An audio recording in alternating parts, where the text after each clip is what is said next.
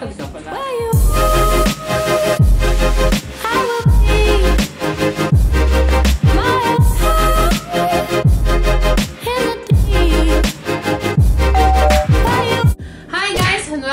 To my YouTube channel. So for today's video, kung napapansin nyo, meron akong kasamang hari. Ayan. Hari ng sablay. Ayan, kasama ko si Haring TV. It's been a long time guys since last collab kami and parang yung ano pa yata yun, challenge na... Last year yata. Hindi. Hindi. Ayun, yung binake-upan ko siya. I did her makeup. I make him to her challenge. Yun pa yata yung last guys. Yes, tama. Yun nga yun. So, for today's video guys, magkakaroon kami ng konting Q&A, question and answer, para mas makilala nyo kaming mabuti. So, you'll get to know us more. Yan. So, mga kung ano-ano questions all about us. All about our love story, our couple story. So, hope you guys like it. Kung hindi ka pa nakasubscribe sa aking channel, please don't forget to subscribe and click that notification bell para po updated kayo sa mga bagong videos na i-upload natin in the future. Sino mag-start? Ikaw muna. Seryoso to hindi to kwelahan. So, first question. Saan ba kami nagkakilala? Where did we meet? Pag ito, hindi nito sinagot ng tama, bubugugin ko no. Saan mo tayo nagkakilala? Ako tinatanong mo, saan tayo nagkakilala? I-share natin sa kanila, our story. Sige nga, ikaw muna sasagot, saan tayo nagkakilala? So, yan guys, nagkakilala kami way back I was college, yan. Sa phone, sa phone. Ayun nga, saan tayo nagkakilala? Ang tanong mo, saan tayo nagkakilala? Sa phone. Okay, rewind. Saan kami nagkakilala? Una, ako kasi nagtatanong sa akin. Nagkakilala kami yan guys through phone. Kasi, ano ba? Huwag kang umutot. Seryoso tayo. Ayan, nagkakilala tayo sa telepono. Yan. Kasi meron akong kababata ko. Kababata niya, si Taj Mahar. Classmate ko nung college kami. So, ayan, shoutout kay Taj. Classmate ko nung college ako. Tapos, pag... College kasi siya nun, high school ako. Pag break time ko... Oy, hindi Pag break time ko, pumupunta kami sa bahay ng friend ko na yon, si Taj, yung classmate ko. So, meron akong, minsan may tumawag sa phone, yung kaibigan niya, ayan, kababata din niya. And then, sooner, later, hindi na siya yung nakakausap ko, siya na. Yung barkada ko, ang ano niya, kaponpal niya. Uso pa nun phone. Shoutout kay Bonbon. Tapos yun, nung pumunta kami sa bahay ni Touch noon. Sa condo. Sa condo nila sa may Spanya, Rodriguez. So yun, pumarada na kami doon, nandun sila sa labas. Papasok na kami noon kasi tapos na yung break namin. Nakita ko, sabi ko, kakaiba to. Sige. Kasi kakaiba Anong kakaiba ang nakita mo? Ano? Tapos sinabi niya, siya si Rochelle.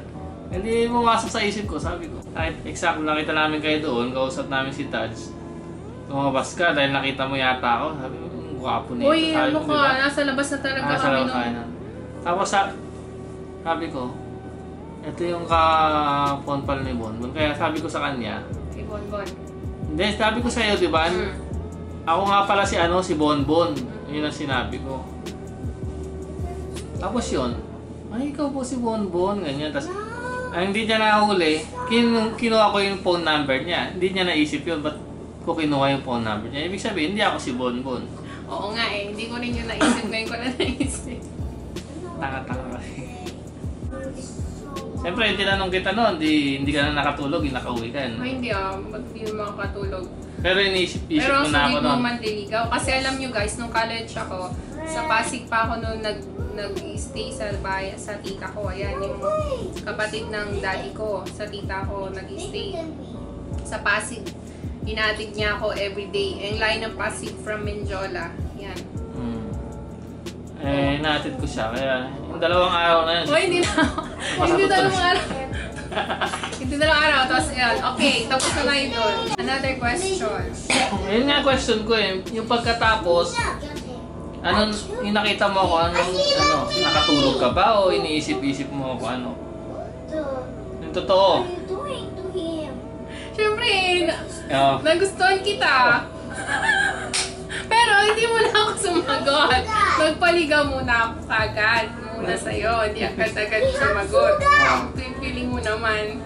Tapos, O, yun lang. Tapos niligawan niya ako, guys. Tapos, yung relasyon namin nito, marami ring ups and downs. Kasi, ano to? Chick boy to ng college.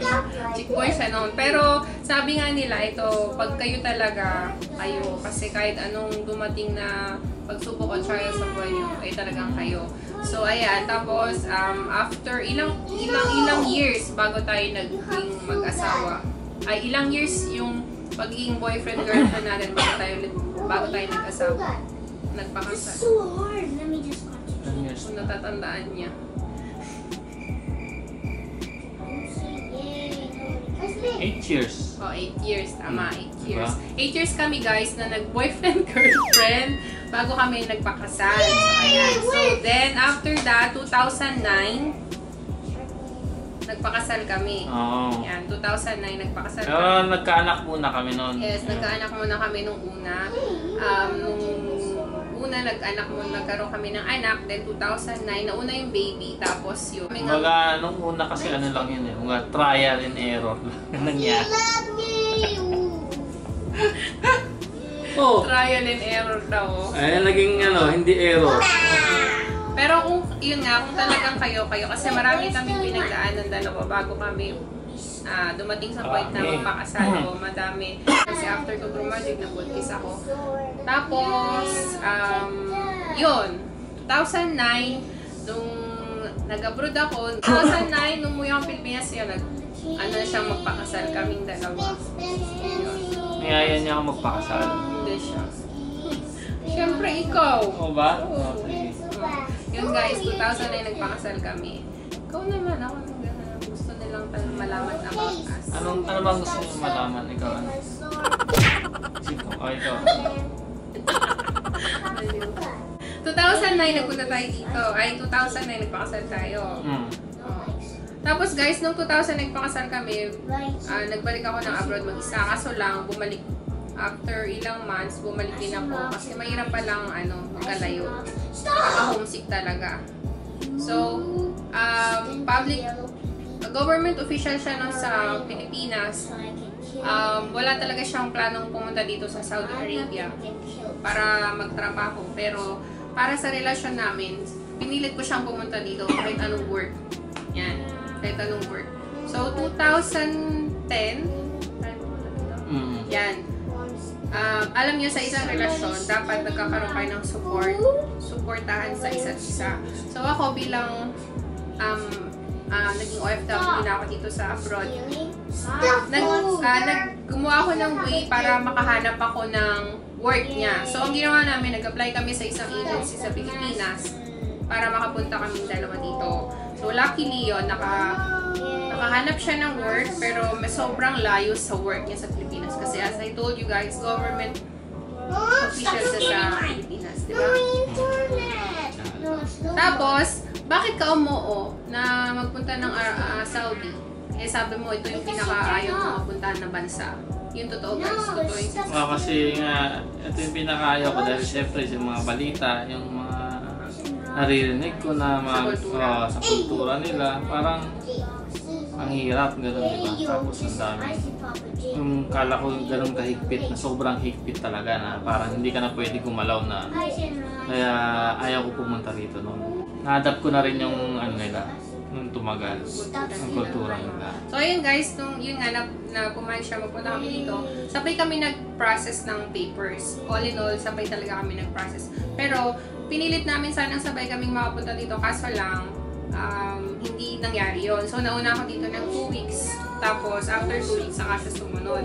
So yun. So to make the story short, ayan, para hindi tayo masyadong mahabaan. Ayan, nandito kami sa abroad ng 2010 June. Up to now. Ayan. Tagal na. Yan, oo. Tapos, Magna 9 years na. magna 9 years na kami dito. So, tapos, isa lang baby namin nung umalis kami dito. Naiwan mo na yung eldest namin sa Pilipinas. So, after that, Ano nangyari? Nasundan na si Watch now. Yes. Nag-order kami ng isa, so dumating si Ainsley. Hindi ayan. ka agad, kasi Ha? 2012. Ano nga eh. To make it short. To make it short, ano na, dumating na si Ainsley, nag-order na tayo. After dumating si Ainsley, After dumating si Ainsley, marami pa kaming naging sacrifices Ayan. and pagsubok na dumating sa buhay namin. Tapos umuwi kami ng Pinas, nagbakasyon, si Ainsley yung dala namin. Tapos after kung namin magkaroon ng Ainsley, nagkaroon ng isang malaking problema sa health ko. Yan. Yun ay nagkaroon ako guys ng ovarian cyst. Yan, sa left ovary ko. Ayan, kinailangan kong operahan kasi medyo risky, lumalaki siya, ganyan. Hanggang sa dumating yung point na nagkaroon kami ng pangatlo. Ayun, dumating na si Ashton. Kaya nabuo yung Ainsley and Ashton in the Kingdom. Ano yung pinaka nagustuhan mo sa akin? Sa ugali ko, sa physically and sa attitude ko? Yeah. Unang-una, siyempre, yung mata mo. Ang yak. Ba't yung mata ko? Ha? Malaki, ano? Yung totoo. Oo, malaki. Gusto ko yung malaki.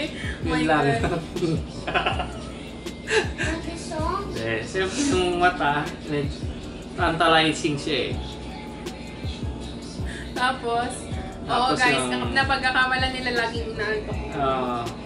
Siya lagi lasing. Tapos yung No, that's not me. Tapos yung sa ugali, yan. Yung sa ugali naman, wala akong masabi, mabait. Pero siyempre, mas mabait ako. Yan, mabait siya, tapos maalaga, ayan. Halos lahat na nasa kanya. Ano pa ba? Ano ba ang tanong mo? Hindi naman lahat siguro. Yun. Hindi pala lahat, maghanap ako ng iba. Subukan mo. O, ano naman yung, ako muna magtatanong kasi gawa. Ano naman yung ano naman yung mga bagay na ayaw mo sa akin? Yan. Mga dislikes mo sa akin. Ayaw ko sa'yo yung yung minsan hindi ka nakikinig. Yan, pag may nagawa ka na parang ayaw mong pag-usapan na parang magkakamali niya yun. Pero nagsasorry naman ako. Marunong Oo, mag-sorry. Tapos, Tapos minsan kunyari, nasaan yung ganito. kasi guys, ako medyo makakalimutin ako. Ewan ko Sabihin after niya, hindi niya pero siya naman ang huling tapos gumamit, nilagay niya doon, hindi niya guys. nangyayari yan, gano'n. Oo. Ewan ko ba guys, simula nung na-operahan ako, yung major operation ko, tapos, ayan, Tapos ilang beses yung- ng anak, 3. Yung magsasabi na, kunyari, kung kailan, yung kunyari, anong kakainin natin? Kunyari, ganito, gusto ko ng ganito. Tapos biglang, nasa labas na, biglang lumagpas na sa McDo. McDo sana. Ano ba yun? Ayan, ano nagustuhan mo sa akin? Nagustuhan ko sa'yo din maasikaso, lalo na guys sa pagkain. Kasi hindi ako magaling magluto. Marunong magluto pero hindi katulad niya na pag nagluto talagang masasabi mo perfect yan. As in, malinis sa pagluto. Tapos, ano siya sa akin, talagang baby niya ako. Yan. Kasi, yun kasi yung namin call of endearment namin nung college. At boyfriend ko pa lang siya, baby talaga. So hanggang ngayon, kahit na may anak na kaming 3, may 3 na kaming anak, nararamdaman ko pa rin lalo na sa pagkain. Talagang inaano niya na makain ako ng masustansya, lalo na pag buntis ako. Nung buntis ako, seryoso, nung buntis ako, basta nung buntis ako, inaalagaan niya ako. Kaya guys, sobrang swerte ko na sa mga previous na pagbubuntis ko doon sa 2 baby namin, talagang naramdaman ko yung support niya kasi siya naglalaba. Kung buntis ka, ako lahat. Siya talaga lahat. To be story short, siya lahat. Oo, siya lahat.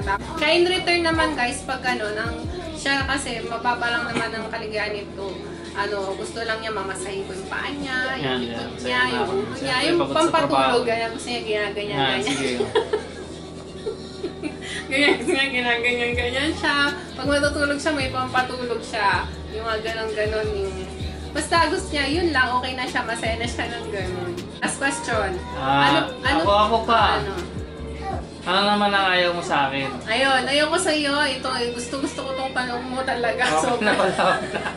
Okay na, next question na. Ang ayaw ko sa kanya, guys, madali siyang mag-init ulo niya. Tapos, yung bigla na lang siyang magagalit. Bigla ka na lang nagagalit na, hindi ko alam, all of a sudden, parang okay kami, okay yung mood niya, tapos bigla magagalit. Pero minsan, iniintindi ko na lang kasi nga, meron siyang hypertension. Siguro, part ng, ano niya yun, dahil meron siyang hypertension, siguro ganun. Pero minsan, sabi nga nila, ang napupuno din ang salog.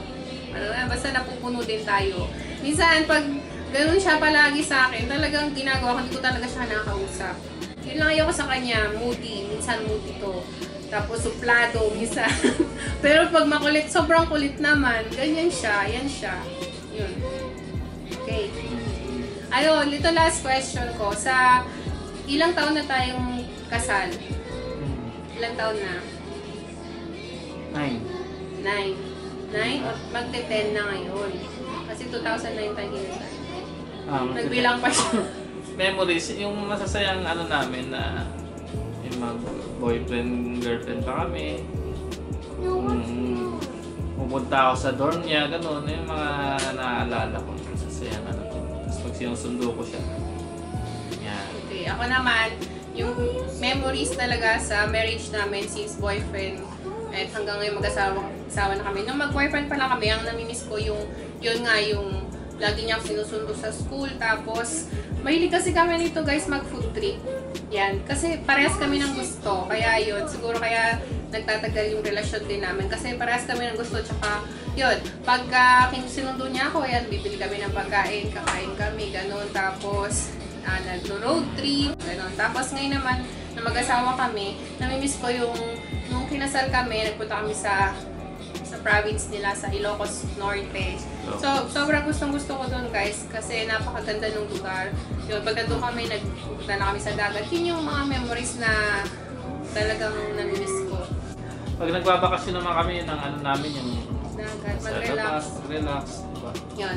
So, ayan guys, hanggang dito na siguro tong question and answer portion namin ni Daddy. So, ayan guys, siguro hanggang dito na lang. Ayan, sana na gustuhan ninyo tong question and answer namin ni Daddy. Kasi gusto rin namin i-share sa inyo yung story namin as couple, as boyfriend, girlfriend. Kung may tanong pa sila, pwede naman natin. Kung gusto niyo ng part 2 ng question and answer namin all about me and Daddy, all about us, just comment down below kung ano pang mga question ninyo, and sa susunod na video sasagutin namin yan. So ayan guys, hanggang dito na lang, and ayan, lagi niyong tandaan na sa buhay mag-asawa, hindi nawawala yung pagsubok, problema, kasama yan. Binibigay yan ni God para matest kung gaano kayo strong as a husband and wife, as a couple. So ayan guys, hanggang dito na lang, and sana huwag niyo kalimutan mag-like, comment, and subscribe sa aking channel. Shoutout nga pala sa mami ko.